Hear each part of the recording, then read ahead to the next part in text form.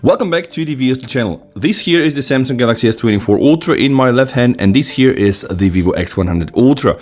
And in this video I'm going to show you the Pro modes, what those phones can do. Now why? Well, these two phones are really camera centric.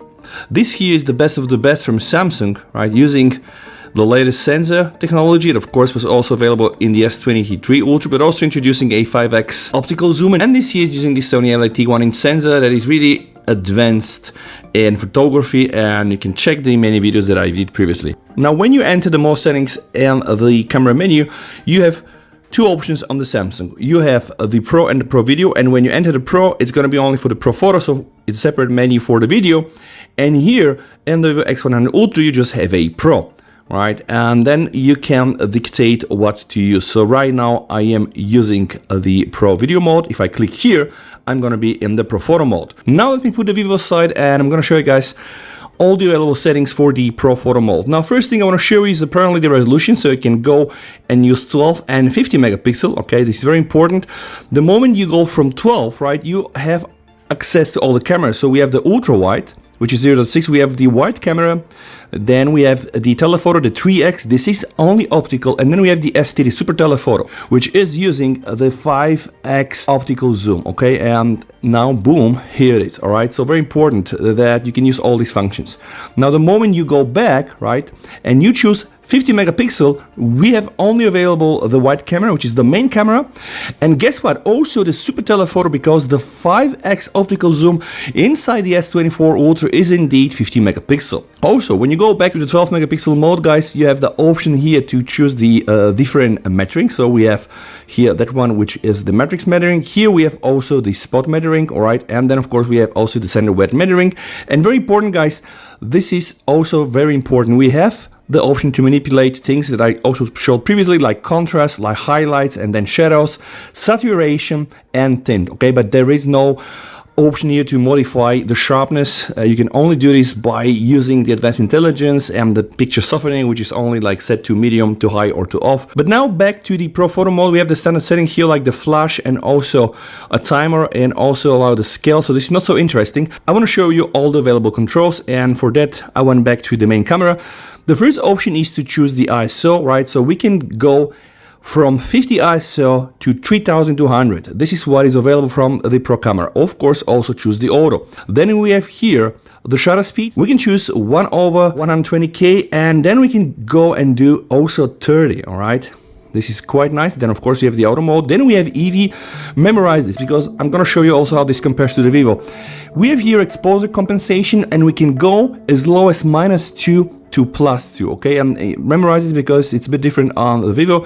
Then we have the center focus or the multi-focus, right, as you can see here, or we have also a manual focus. Of course you can go and you can choose 0, okay, and then 1 is the maximum. So I'm going to choose the multi here, or let's say the center. Then guys, we have a menu also for the white balance, and you can go here as cool as 2300K, and then you can go as hot as 100,000K. This is really hot. And of course then we have the auto. Okay, and then there are some other very nice things here. You can see the histogram. And before I show you what I can do in the Vivo, I want to show you some settings that are specific. Now here under the camera settings, under the intelligent optimization, apparently you can choose some of the processing. Something very important, guys, you can go down to the camera assistant and manipulate the picture softening, right, which will directly reflect to the sharpening, but we have only, like I said, off, medium, or high. Also something important, guys, from the setting, you can click on the advanced picture options, and here, right, choose JPEG or RAW, JPEG and only RAW, right? So right now, for example, if I have chosen RAW, okay, I can see the f1.7, so I'm using the wide camera, boom, I'm gonna shoot this, and as you can see, this is indeed shot with the Pro camera, and it is a DNG RAW file, so yes, you can use RAW directly from the Pro camera. Now, I'm using the Vivo X100 Ultra, and I'm going to show you the settings here. So the first things first, so let's just go and choose JPEG. Again, here we have the option to use the vivid, the textured, or let's say the natural. This is all about the processing. We have the option to use the 1x here, right? Or we can use the 3.7 here. Now, what is very important is that I don't have an option here to go and choose the ultra wide for a reason. Okay, so this is one of the limitations, but then I have some other things that I want to show to you. If I click here, guys, I have the option to manipulate the brightness, okay, or the saturation, the contrast, and the sharpness. Sharpness is really important because a lot of people that are using Samsung do complain that the picture or processing are really over sharpened. So with a setting like this here, you potentially can edit things, right, and don't have to do this in post. So let's first start with exposure compensation, guys. I can go here and use a lower setting to -3, right, and I can go here and do a higher setting to 3.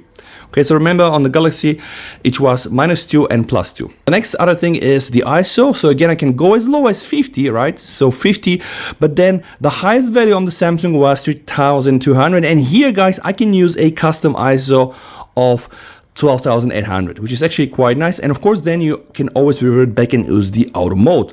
Then we have the shutter speed. So shutter speed, okay, we can go and use something like this that is 1/120,000, or I can do 32. I think it was like the 30 here, the maximum on the Samsung, so this is probably about the same. The white balance, okay, here, right, we just have sunny, overcast, and etc. But then we have also the option to go here, right, and you can use manual values. So again, the same value, 2400, very cold, and you can go and we can use 100,000K, the same that we got also on the Samsung, but then you have the option to do tint. And this is actually quite nice because you can use some additional gear to really calibrate the brightness in a professional way, which is also very nice. Then we have here the autofocus, so we can go to AF, right, and you can go also and choose an indefinite focus, pretty much about the same that we have in the S24 Ultra. And then here, guys, we have the metering. So we have the average one, we have the center weighted, and we have the spot metering. Now, there are some other things. If I click here, I'm able to choose the JPEG, the default, and the high resolution. I can also go and choose RAW. And guys, RAW also has two options for default and high. And then I can also choose the Super RAW, which is actually, yeah, it's explained. It stacks different raw pictures, so multi-framing needs to be applied, so it basically does some photos, right, and just composes one shot from all, which hopefully will get you like very high dynamic range and all of that. So these are the little differences when we are talking about photo, but it's gonna get more interesting, guys, because right now I want to also show you what you can do with the video. And remember, in the S24 Ultra, the Pro video is just a separate thing. And the first thing I quite like, again, we have the histogram here, we have the indication of the volume levels, which is quite nice. Besides all the standard stuff that I showed you, I have here the mic, and this is recording sound from both microphones, let's say only from the front mic or the rear mic, or I can connect to a Bluetooth or USB. So this is really professional from an audio perspective. And pay attention, guys, I can use FHD 120, I can use also UHD, right? On UHD, of course, I can also do 4K 120, and then I have 8K 30 FPS and 24 FPS. Okay, so you're also able to lock the AF in the AE, and this is pretty much as much as you can get. Now, if I go back to UHD, all right, you can click here, not available with the current video size, but probably if I go and use UHD or FHD 30, I'm also available here to play with the contrast and with the other settings. But now pay attention, guys, because I'm going to click here on the Vivo, and now I'm going to enter the video mode. And first things first, I want to show you guys, we have plenty of resolutions. I was really surprised, but we have 4K 24 frames, 25 frames, 30 frames, also available on the Samsung, 50 frames, 61 and 20 frames. In 8K you can do 24, 25 and also 30 FPS. Right, but let's just go and use 4K 60.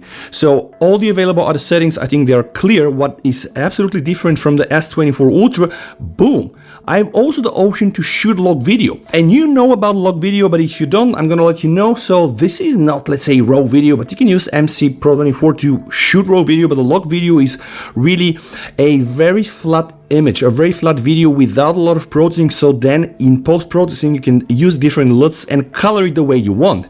So you can just see how dull the colors are right now. So it's gonna be like a flat, right, video, but it should be able to capture really a lot of that dynamic range. And then in post, you should be able to edit it the way you want. And this is one of the main differences, besides the fact that you have also 25 frames or 50 frames, which I kind of like.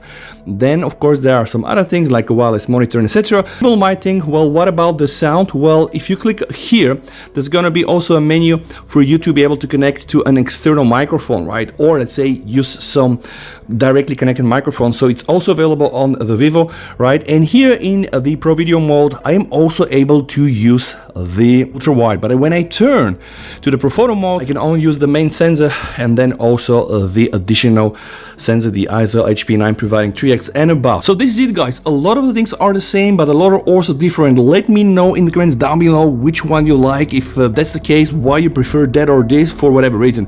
Thank you so much for watching, guys. Stay safe, VST over and bye.